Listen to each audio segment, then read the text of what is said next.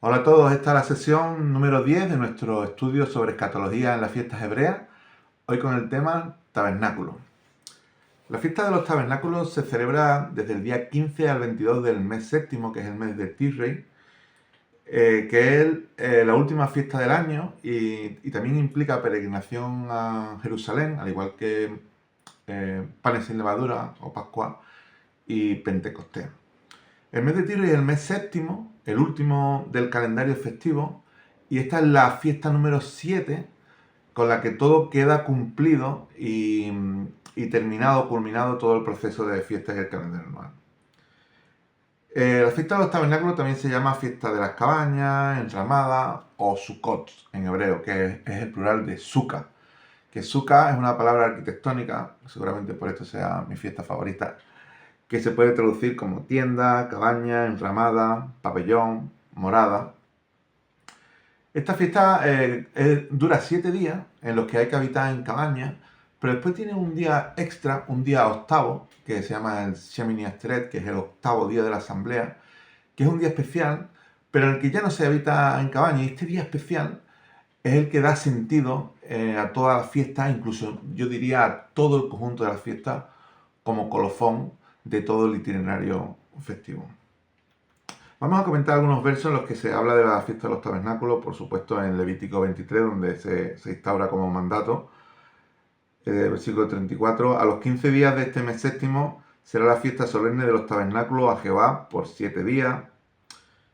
Versículo 39, cuando hayáis recogido el fruto de la tierra, haréis fiesta a Jehová por 7 días. Esta es una fiesta que está en un contexto agrícola, como otra, después de la cosecha tras la lluvia tardía, al final del año, no del año total, pero del año agrícola, ¿no? Y dice, el primer día será de reposo y el octavo día será también día de reposo. Esto es una de las cosas interesantes que podemos decir. Dice, la fiesta durará 7 días. Dice, el primero día de reposo y el octavo también de reposo. Y que bueno, pero si la fiesta durará 7 días, ¿por qué dice que el octavo también de reposo? Porque el octavo ya no se habita en cabañas o en tiendas de campaña o en enramada. El octavo día es un día especial, como un día extra. El hecho de que la fiesta no dure un solo día, sino que dure 7 o 7 más 1, nos habla de que consiste en un itinerario. O sea, tenemos que relacionar la fiesta con una trayectoria, no solamente con un hecho puntual. Y después hay una numerología muy interesante porque todos los números que son congruentes de módulo 7, es decir, que al dividirlo por 7 tiene el mismo resto, como le pasa por ejemplo al 1 y al 8, tienen una relación. El 1 es el primer día de la creación y el día octavo es el día de la nueva creación, justo el día que resucitó Jesús, un domingo, el primer día de la semana.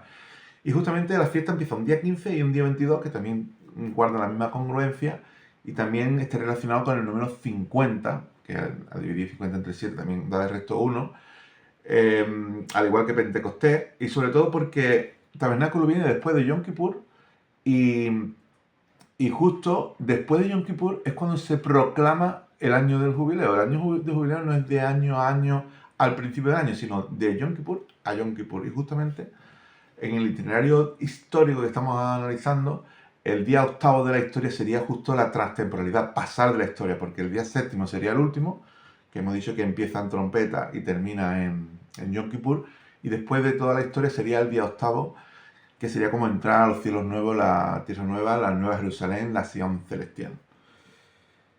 Después, por último, en el capítulo 23 de Levítico dice, versículo 40, y tomaréis el primer día ramas con fruto de árbol hermoso y os regocijaréis delante de Jehová vuestro Dios por 7 días. En tabernáculo habitaréis 7 días. Es curioso que hay aquí un después, porque dice, cuando hayáis entrado en la tierra prometida vais a celebrar esta fiesta, ¿no? Entonces, este después nos enfatiza lo que yo estaba hablando del día octavo, que es ya la entrada a la tierra prometida. Y dice el propio verso qué va a significar la fiesta, aunque lo dice de forma muy escueta. Para que sepan vuestros descendientes que en tabernáculos hice yo habitar, palabra clave arquitectónica también, a los hijos de Israel cuando los saqué de la tierra de Egipto. Vamos a tirar del hilo de este versículo para ver el significado profundo de la fiesta de los tabernáculos. Por lo tanto, os voy a citar algunos otros sitios donde se cita Por ejemplo, la dedicación del Templo de Salomón coincide justo con la fiesta de los tabernáculos. En los 8 días, 7 más 1, es cuando se hace una fiesta especial como dedicación del templo.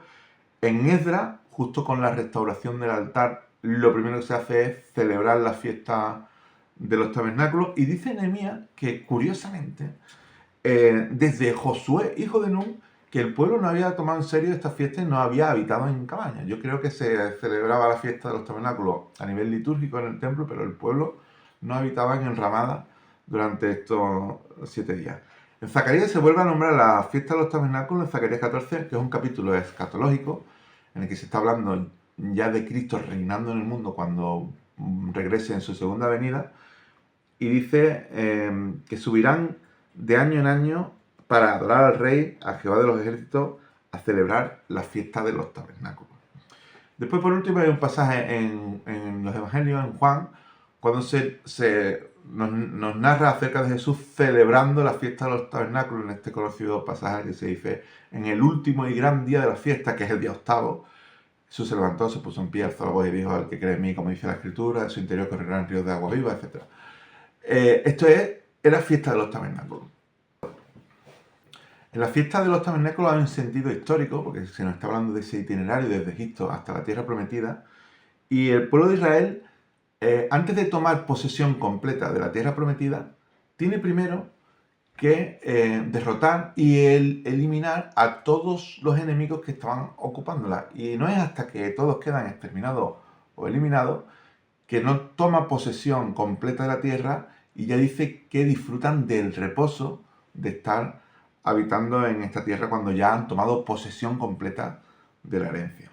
En todas las fiestas hay un sentido de pasado, presente y futuro, porque se analiza el itinerario histórico del pueblo de Israel y lo podemos extrapolar a nuestras vidas, tanto a nivel individual como a nivel colectivo en el sentido de la historia.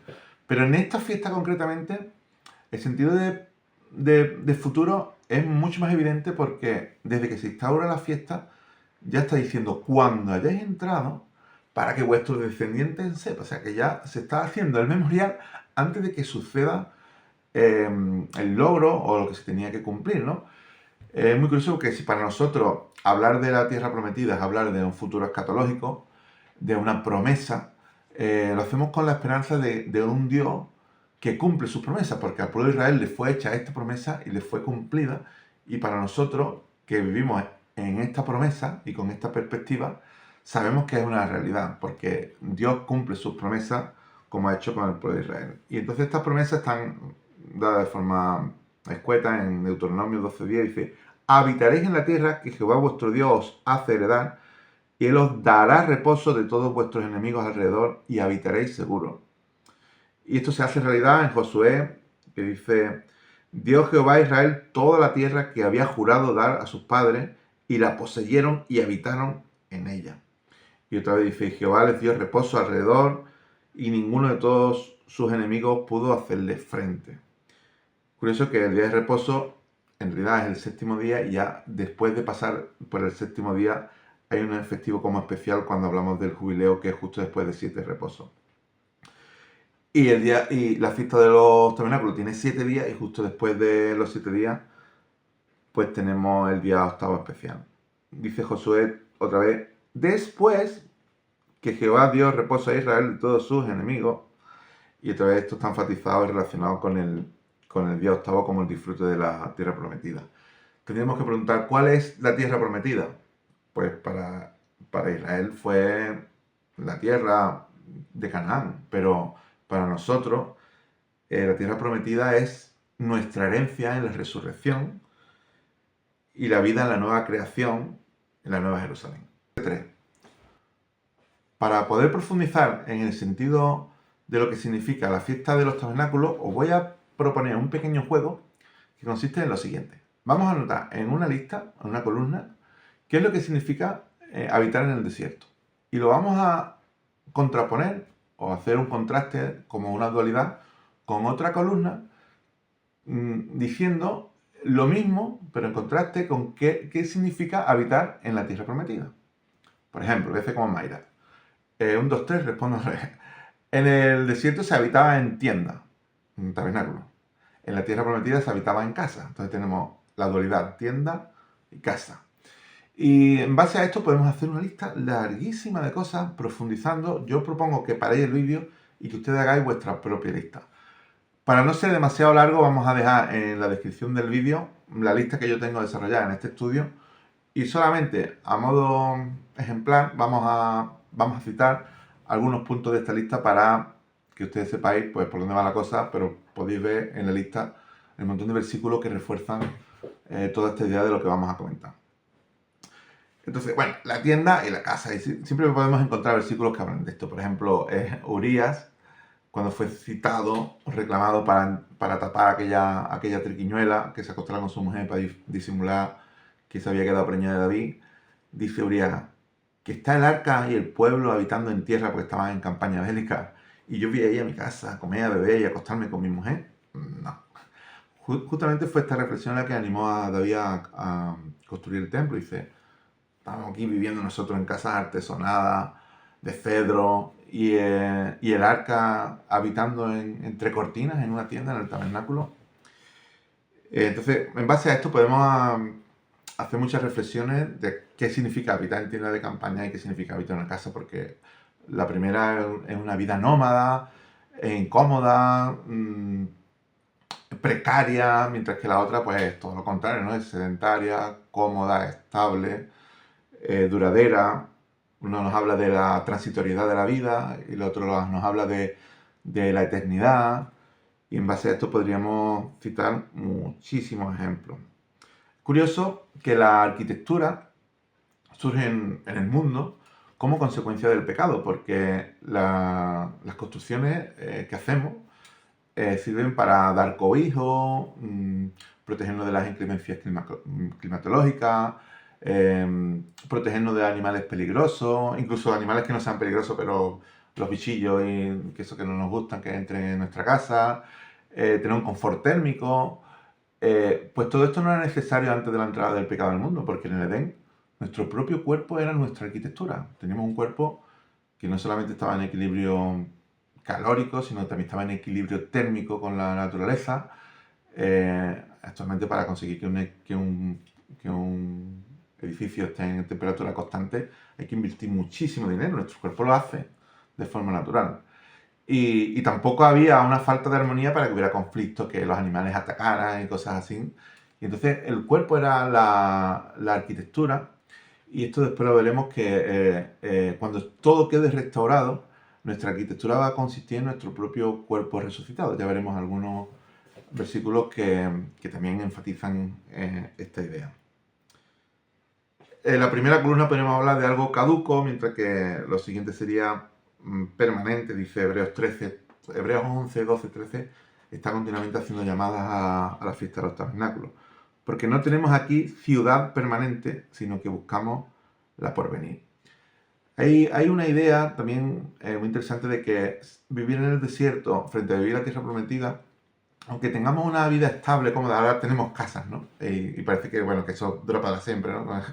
Aunque en realidad todo necesita de un mantenimiento, ¿no? Pero la Biblia nos enseña a que, incluso aunque tengamos una vida cómoda, disfrutemos de comodidad, de bienestar, etc., que no nos anclemos en las cosas de este mundo, sino que vivamos como si estuviéramos pasando por el desierto, conscientes de que estamos aquí de paso, que nuestra vida es transitoria, pero que nosotros estamos mirando más allá, a lo que está por venir, a la esperanza que tenemos en Cristo, en la resurrección, en la vida eterna. Entonces, incluso aunque estemos disfrutando de cosas que pertenecen a la segunda columna, pues que nosotros nos apropiemos de ello para vivir como si no lo tuviéramos, como que anhelamos algo mejor, y que todavía eso no lo tenemos hasta que no sea cumplida la promesa en la resurrección, y incluso más allá de la resurrección, en los cielos nuevos y la tierra nueva. Vivir como peregrino en contraposición con vivir con fundamentos. Siempre que veamos en la Biblia fundamentos anclados, arraigados, pues vamos a hacer una llamada a la fiesta de los tabernáculos. Lo móvil, lo itinerante frente a lo fijo, o ser extranjero sin pertenencia a patria, en contraposición a tener una familia. Dice en 1 Pedro 2:11, os ruego como a extranjeros y peregrinos. Y en Filipenses 3:20-21, nuestra ciudadanía está en los cielos, de donde también esperamos al Salvador, Y es curioso que hablar de nuestra ciudadanía lo relaciona, como yo hablaba antes, de la renovación del cuerpo, porque dice el siguiente versículo, el cual transformará el cuerpo de la humillación nuestra. Y dice Efesios 2:21, ya no sois extranjeros, sino conciudadanos de los santos y miembros de la familia de Dios. En el desierto había campamento y en la tierra prometida hay ciudad, lo efímero frente a lo definitivo. Dice Hebreos 11, hablando de Abraham, que por la fe habitó como extranjero en la tierra prometida sin saberlo. Dice, porque esperaba la ciudad que tiene fundamento, cuyo arquitecto y constructor es Dios mismo. Aquí una referencia directísima a la Nueva Jerusalén. En el desierto se vivía con maná, con una dependencia absoluta de Dios, mientras que después se vive en función de la cosecha. Es muy simbólico que se termine el maná justo cuando se atraviesa el Jordán y se recoge la primera cosecha antes de entrar en Jericó. Un tiempo de aflicción frente a un tiempo de gozo o disfrute de la paz y la seguridad. Es muy curioso que en la fiesta de los tabernáculos se habita en cabaña y entonces uno renuncia a la comodidad de vivir en el confort de una casa para eso, para estar expuesto a la intemperie, que se cuelen los bichillos, las hormiguillas y otras cosas por ahí. Y uno renuncia, bueno, no tiene un sofá cómodo ni una tele. Uno renuncia durante una semanita a todo esto, una especie de ayuno especial, al confort de la vida terrenal, para reflexionar sobre nuestra vida celestial más allá en la cual están ancladas nuestras promesas. Bueno, tengo una lista muy larguísima de todo esto que significa pues, habitar por fe en vez de vivir por vista, o de tener un testamento que no se hace realidad hasta que no se disfruta de la herencia. En los comentarios podemos ver algunas cosas más. La siguiente reflexión que tenemos que hacer es la siguiente. Es una tienda de campaña en contraposición con una casa, pero la casa, en comparación con la tienda de campaña, es definitiva, pero toda casa también sufre entropía, desgaste, necesita mantenimiento. Entonces, la podríamos pasar a la primera columna de la casa terrenal, y entonces la tendremos que poner en contraposición con nuestra morada eterna o casa celestial. Pero ahora bien, ¿cuál es nuestra casa celestial? Pues la reflexión es que la casa celestial o morada eterna es el cuerpo de la resurrección, del cual hablaba Jesús cuando en Juan 14, justo el día antes de morir, dice, en la casa de mi Padre muchas moradas hay. Voy pues a preparar lugar para vosotros. Y se estaba hablando de la obra que iba a hacer en la muerte, al entregarse a sí mismo por nosotros, para después resucitar. Y nuestro cuerpo resucitado es esta casa que estaba preparando Jesús para nosotros. Y justamente cuando se habla de la encarnación, en Juan 1:14, dice, y el Verbo, hablando de Jesús, se hizo carne y habitó entre nosotros. Esa palabra habitó es tabernaculizó, que justamente es como nuestra vida terrenal, el hacerse carne es estar en un tabernáculo, y la resurrección es estar en esta casa eterna. Justamente encaja perfectamente con toda esta reflexión. Y hay un versículo muy importante que refuerza esta idea, que es 2 Corintios 5:1, que dice, porque sabemos que si nuestra morada terrestre, este tabernáculo, se deshiciere, está hablando del cuerpo, no de la casa, tenemos de Dios un edificio, una casa no hecha de manos, eterna en los cielos. Esta reflexión al no hecha de manos está haciendo una clara referencia al templo celestial, y está relacionándolo además con el cuerpo de la resurrección. Y de nuevo, pues aquí hablando del cuerpo, pues podemos hacer el mismo análisis que hemos hecho antes, lo terrenal frente a lo celestial, todos los pares antitéticos que están en 1 Corintios 15, animal frente a espiritual, que animal sería psíquico y espiritual sería neumático, viviente, vivificante, el primer Adán o el postrer Adán, están en Adán o en Cristo, lo corruptible frente a lo incorruptible. Necesitamos vestimenta diaria en nuestro cuerpo, y es curioso que en la continuación del pasaje de 2 Corintios se nos habla de que el cuerpo de la resurrección nos hace estar revestidos, dice literalmente. Dice, por esto también gemimos, deseando ser revestidos de aquella nuestra habitación celestial. Pues así seremos hallados vestidos y no desnudos, porque asimismo los que estamos en este tabernáculo gemimos con angustia, porque no quisiéramos ser desnudados, sino revestidos para que lo mortal sea absorbido por la vida. Lo perecedero y entrópico frente a la renovación. Y después también el mismo concepto que hablábamos antes de maná y cosecha, pero con respecto a las necesidades del cuerpo, tener, digamos, la necesidad de alimentación frente a estar saciado, tanto de hambre como de sed, cuando dice Jesús que no tendrás sed jamás. Dice, yo soy el pan vivo que descendió del cielo, está haciendo referencia al maná, pero dice que si alguno comiere de este pan, vivirá para siempre, y no como el maná que comieron vuestros padres. Y tener sed continua frente a no tener sed jamás, como cuando hablaba con la samaritana, el que en mí cree, no tendrá sed jamás, o de su interior correrán ríos de agua viva, esto que dijo justamente el día octavo. En Apocalipsis se habla de ese río de agua viva, en la Nueva Jerusalén, como un río limpio de agua viva, y el que tiene sed venga, y el que quiera tome del agua de la vida gratuitamente. Bien, esto que estamos analizando de la tienda y la casa, o el cuerpo terrenal y el cuerpo de la resurrección, lo podemos extrapolar a nivel colectivo porque en el campamento del desierto había una tienda especial que era el tabernáculo de reunión, el santuario, que también estaba construido con tela, era como una tienda grande, ¿no? Y entonces podemos comparar el tabernáculo con contraste con el templo como edificio, ¿no? Mucho más estable y duradero y fijo en un sitio, con un domicilio, podemos decir, que ya no es itinerante, ¿no?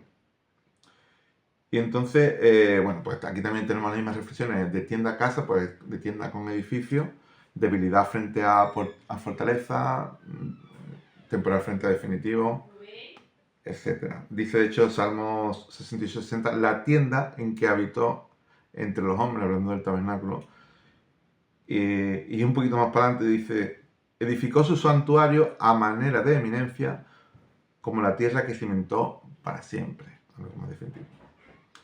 Itinerancia frente al reposo. Podemos decir que en el tabernáculo estaba la presencia de Dios, pero el templo es la casa de Dios, aunque yo esto lo planteo como una pregunta. Es una afirmación, pero también una pregunta. Porque dice, el mismo Dios dice, hablando cuando a David que su hijo le iba a edificar casa, me edificará casa, está hablando del templo como la casa, ¿no? Pero también dice otros pasajes, el cielo es mi trono y la tierra es estrado de mis pies. ¿Dónde está la casa que me habré de edificar? ¿Y dónde es el lugar de mi reposo? El reposo tendríamos que preguntar, ¿es un lugar o un tiempo? Eso también sería una reflexión interesante. David en el Salmo 23 también dice, en la casa del Señor moraré por largos días. No estaba hablando de que se fuera a vivir al santuario, estaba hablando de las promesas de la vida venidera. También tendríamos que hablar del tabernáculo caído frente al tabernáculo reedificado que se cita en Amós y en Hechos, en Amós 9 y en Hechos 15, que desde mi punto de vista está hablando de la resurrección de Cristo. Y al igual que hemos hecho antes, de vivir por fe, primero hay una promesa y segundo está el cumplimiento de la promesa. La promesa está en Ezequiel 37, dice, pondré mi santuario sobre ellos para siempre. Y no está hablando del tabernáculo de tienda. Dice, está hablando de un templo que es más definitivo. Y este cumplimiento de la promesa, que en realidad para nosotros es al futuro, en nuestro caso hay como una garantía de que esto ya es verdad, porque se dice que el Espíritu Santo que habita dentro de nosotros es como la jarra, la seguridad de que todo esto es cierto. Dice 2 Corintios 6, 16, sois el templo de Dios viviente, y lo relaciona con aquella promesa que se le hizo al pueblo de Israel. Habitaré y andaré entre ellos, y seré su Dios, y ellos serán mi pueblo.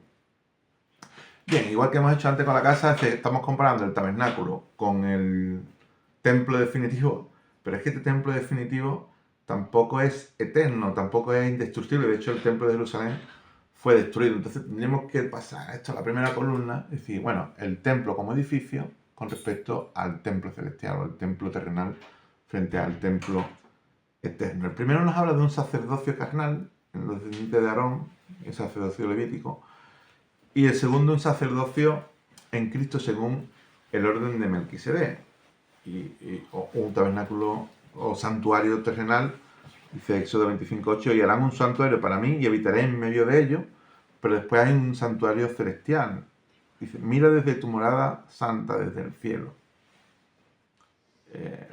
El primero es temporal, el segundo eterno. También podríamos comparar esto con el Edén, que es el primer sitio donde se tiene la presencia de Dios, compararlo con Sion. Un templo destructible frente a un templo indestructible. De hecho, Jesús dice, destruid este templo y en 3 días lo reedificaré. Y no estaba hablando de edificar un templo de piedra, estaba hablando de su propio cuerpo, de la hora de la resurrección, porque Jesús es la primera piedra de este templo, que está construido con piedras vivas que somos los creyentes, y entre todos vamos a conformar este edificio o templo de Dios, que será visible en la Nueva Jerusalén. El primero está hecho por hombre y el segundo está hecho por Dios. Aquel verdadero tabernáculo del que habla Hebreos 8, 2, que levantó el Señor y no el hombre. Incluso Zacarías 6:12 dice, el renuevo, que es el Mesías, construirá el templo, y obviamente está hablando de un templo de otra naturaleza. Porque el primero está hecho de mano y el segundo no está hecho de mano. En Hebreos 9 dice, más perfecto tabernáculo no hecho de mano, es decir, no de esta creación. En Hebreos 21.3, en Apocalipsis 21.3, hay un verso que es muy importante que está hablando de todo esto, que dice, he aquí el tabernáculo de Dios con los hombres, y Él morará con ellos, y ellos serán su pueblo, y Dios mismo estará con ellos como su Dios. Es decir, Dios extiende su tabernáculo para que nosotros habitemos en Él. Es súper profundo esto, porque no es lo mismo que se diga que nosotros somos templo de Dios, que Dios habita en nosotros, a que nosotros habitemos en Él. Como que estas dos realidades quedan fusionadas, la tierra y el cielo, y Dios en el hombre, formando una unidad perfecta. El primer templo no contenía a Dios, había una promesa que se queda corta incluso cuando decimos que nosotros somos casa de Dios, que Él habita en nosotros, pero en la Nueva Jerusalén, en Apocalipsis 21 también, se dice que Dios mismo es el templo, porque el Señor Dios Todopoderoso es el templo de ellos. Vemos que aquí una trascendencia escatológica brutal, ¿no? Que dan unas reflexiones que son súper profundas y que hemos empezado por una tiendecita de campaña. Como conclusiones al significado de la fiesta de los tabernáculos, está latente, pero de forma muy evidente, que habitar en tabernáculos nos recuerda a habitar en el desierto como nuestra vida terrenal, mientras que habitar en casa hace alusión a nuestra casa celestial y nos enseña a vivir aquí y ahora como si estuviéramos de paso, como si perteneciéramos, de hecho es así, a una identidad superior y que tendrá su desarrollo en otro tiempo, en el futuro escatológico, con la ejecución de un proyecto en el que el cuerpo, la casa y el templo van a estar fusionados en Dios mismo. ¿Y esta fusión en qué consiste? En el cuerpo del nuevo hombre. Y el nuevo hombre es Cristo unido a su iglesia, que somos nosotros, tras las bodas del Cordero, porque esta fusión es como un matrimonio en una sola carne.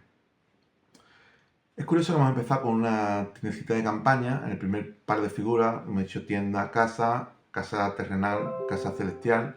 Y esto lo hemos relacionado con que la casa celestial es el cuerpo de la resurrección. Pero si hacemos lo mismo con el tabernáculo, tenemos tabernáculo, templo, templo terrenal, templo celestial, este templo celestial también lo podemos comparar con el cuerpo de Dios. Aunque suene extraño, es la conclusión más profunda del análisis de estas fiestas. El templo celestial es el equivalente al cuerpo de Dios tras la resurrección, porque está hecho con las piedras vivas de los cuerpos resucitados de los creyentes. Y entonces, en la Nueva Jerusalén, este templo de Dios, en el que Él extiende su tienda para que nosotros moremos y Él mora con nosotros, significa que hay una fusión de estas dos realidades en la que todo queda integrado en la nueva creación. Y entonces, todo se verá como si estuviéramos viendo a Dios funcionar. Cualquier sitio que miremos vamos a estar viendo a Dios funcionar, porque el lugar santísimo no tenía ventana, pero Dios llenaba su presencia de todo, y por eso en la Nueva Jerusalén tampoco habrá sol, porque Dios lo llenará todo. Una cosa es que nosotros seamos morada de Dios, y otra cosa más profunda es que Dios sea nuestra morada y que Dios mismo sea el templo, porque además de que es más profundo, implica de que estas realidades están fusionadas, Dios en el hombre, con una misma realidad. Dios manifestándose en la nueva creación. Si en la encarnación podemos decir que Dios se hace persona, Dios toma cuerpo de persona, en la nueva creación y en los cielos nuevos y la tierra nueva podemos decir que Dios se hace universo. Dios se materializa, la materialización cósmica de Dios, para que Dios sea todo en todos, como dice 1 Corintios 15. Voy a terminar con una cita de mi querido erudito José Manuel González Campa, que hablando de los profetas menores, ahí como el que no quiere la cosa, lanza el significado de la fiesta de los tabernáculos. Desde mi punto de vista lo hace de forma magistral, y voy a terminar este pequeño estudio con la cita que él dice. El significado de la fiesta de los tabernáculos es que en este mundo somos peregrinos y estamos de paso, y no estamos para quedarnos aquí eternamente. Moisés llegó a no tener una casa permanente porque buscaba algo más, y la buscaba en la dimensión de la realidad de Dios. Un día nos dimos cuenta de que nuestra realidad permanente no estaba en este mundo, y que buscábamos la Jerusalén, no de esta tierra, sino la Jerusalén celestial, la casa de Dios, que es en definitiva Dios mismo. Muy bien, pues nos empezamos para el siguiente estudio. Un saludo.